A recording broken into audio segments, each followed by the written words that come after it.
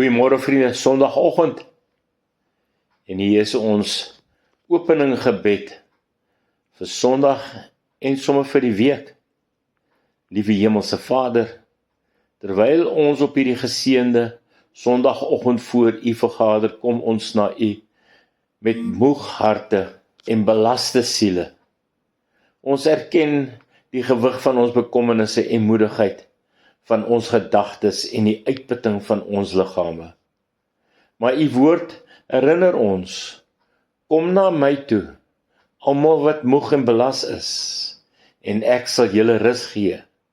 Matteus 11 vers 28.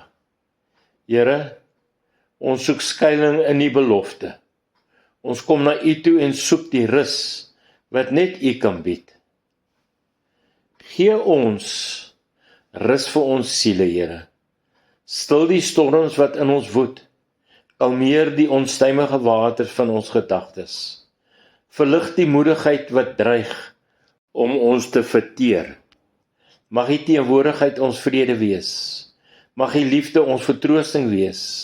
Mag U woord ons leidende lig wees. Terwyl ons in U rus, Here, mag ons vernuwe vind. Mag ons geeste verhef word, mag ons harte genees word, mag ons gedagtes verfris word. Help ons om U dieper te vertrou, Here. Help ons om ons laste aan U oor te gee. Help ons om vertroosting in U teenwoordigheid te vind. In die liefdevolle arms vind ons rus.